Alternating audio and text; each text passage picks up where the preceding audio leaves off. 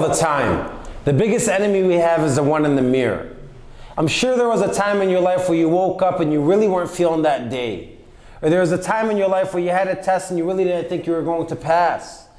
Or a time where you wanted to talk to somebody or do something and you really had negative self-talk. You had shitty self-talk. And all that shitty self-talk stems from something. The issue is we don't know what that something is. We sweep these emotional cockroaches under the rug and we keep living in these motions and we never address them. And that causes self-sabotage. And that goes on with you forever and ever. So today I'm here to talk to you about the top 10 takeaways of ending your self-sabotage right now. Takeaway number 1, I just mentioned it. You may be wondering, what is self-sabotage? Well, self-sabotage comes in all forms. It's the excuses we give ourselves when we don't want to do something. It's the things we tell people when something doesn't work out. We always blame things on external factors. Oh, it wasn't the right business for me.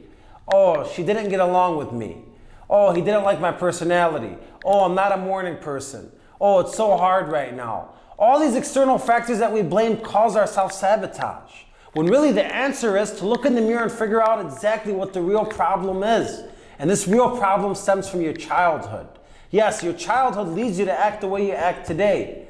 So if there's anything I want you to take from this takeaway, it's stop making excuses, start looking in the mirror, and let's figure out what this self-sabotage is really from.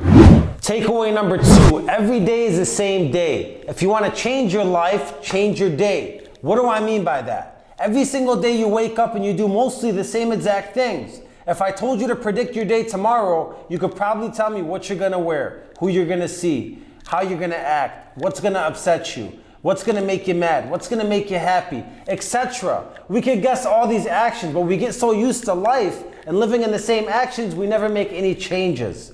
You say you want new, but you're comfortable with familiar. New is hard, familiar is easy. If you have a bad job and you complain about it, or you have a bad relationship, you complain about it, or you have a bad salary, you complain about it, when at the end of the day you could change it. Why don't we change it? Why don't we change our relationship? Why don't we change our job? At the end of the day, you could do whatever the hell you want to do. You see, life is a series of actions. So if you want to change your life, change your day. Takeaway number 3, spend the time. The only way through it is to do it. The issue is we're not doing anything. Look, I'm not being hard on you. Nobody wakes up and says, I want to fail today. Nobody goes to work and says, I want to suck. Nobody lives their life and says, I don't want to accomplish any of my goals. I know all of that. The issue is we're not spending the time and investing in ourselves to see what we need to fix. Spend the time. Start with one thing that you want to change about yourself. The way you do that is you see what you're screwing up with every single day with your daily actions. What's one action you want to change? What action item will you do every single day to hold yourself accountable? Who are you going to tell? Who's going to hold you accountable? And once you accomplish and succeed that one, move on to the next thing. Spend the time on yourself. Make yourself better and stop living through the motions. Takeaway number 4, you were thrown in the fire. When you were born, you didn't have a choice of where you were born, how you were born, how your parents raised you, your financial situation, the country you were in, your culture, etc. You never had control over none of these things. The issue is when we grow up and we finally have the freedom and the opportunity to control our environment, we carry these things along with us. Stop blaming things for the way your life is now. It's not about where you are from or how you were born. It's about what's going on now. You have to understand that everybody was thrown into a fire. Nobody had control over where they were born. Nobody had control over their circumstances when they were growing up. So it's not only you, it's everybody, and we have to deal with it. So starting today, I need you to look in the mirror and release everything from the past that happened. Understand it, but release it and create a new life, create a new future based off your circumstances now. Listen, freedom is not what we do, it's what we do with what is done to us. Takeaway number 5, your truth. Your truth and my truth are not the same. Everybody has their own version of the truth based on their perception and who they are. The issue is we make excuses based on our past.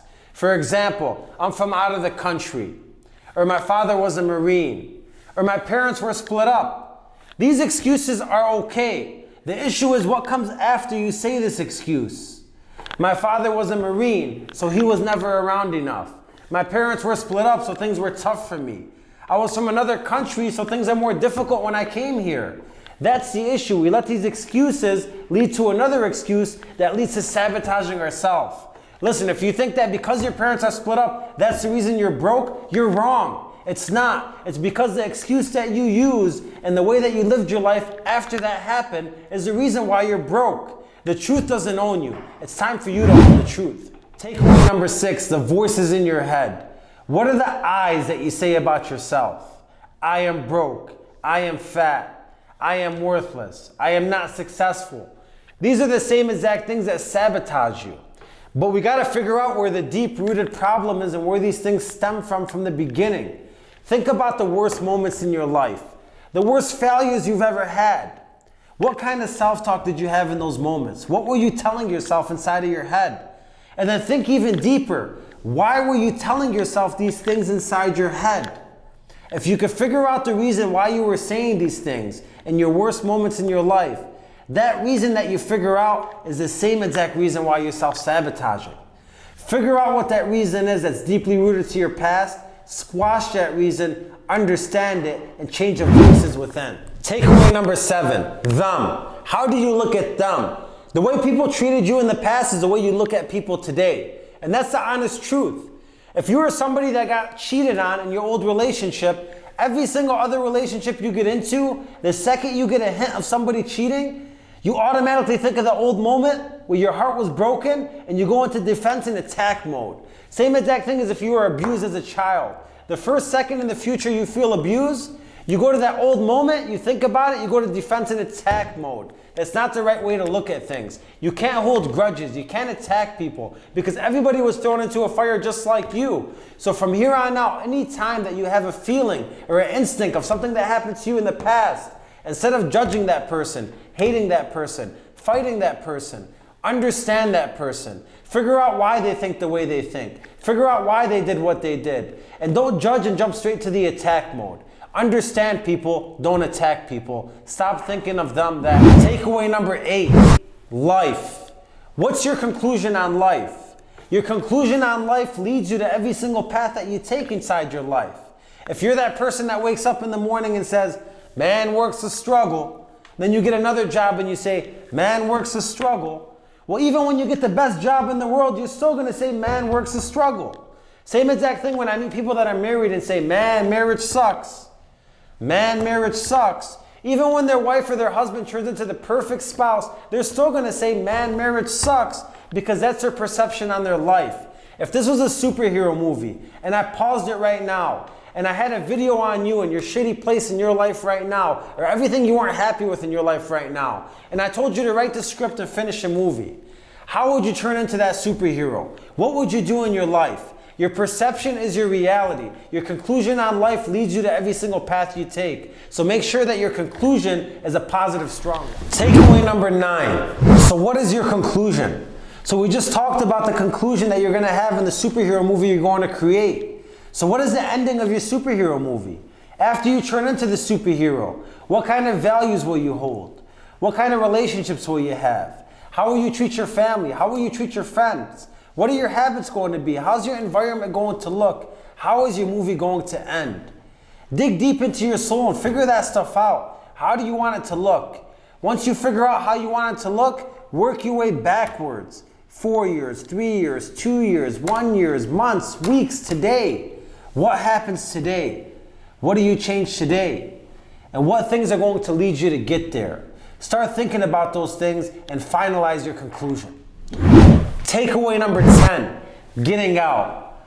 So you know exactly what you have to do now. You understand your past. You understand people. You understand life. You understand that you can't cling on to your past. And you understand why you act the way you act and the superhero you want to become. The way you truly get out is from here on out, you have to only think about the future. What do I mean by that? If I ask you how much money you want to make this year, and you tell me, well, last year I made, or last year this happened, you completely failed. You cannot think about last year and you cannot think about the past no longer. I want to hear an answer like, well, this year I want to make this much, and to make this much I have to do this much, and to do this much I got to have these strategies and these practice. And these are the potential issues that could happen. And these are the potential outcomes I'll have if these issues do happen. And this is what I'm gonna do to prepare for it. For everything in your life, not just how much you wanna make, but from here on out, only think about your future. When you truly drop the past and you create a new future, that's really how you get yourself out and start creating your future day by day. Thank you so much for tuning into Ace's Top 10 Takeaways, How to End Self-Sabotage. I hope you got deep into your mind and you figured out what sabotages you have in your life and how you're going to end them. It's time to drop the past and create the future, and that all starts today from what you do after you watch this video. We are doing this for you. If you have any questions, concerns, comments, please share them below. Share your experiences with us. And like, share, and subscribe to the channel and share it with anybody you love, because we want to see everybody grow together. It's the Aces.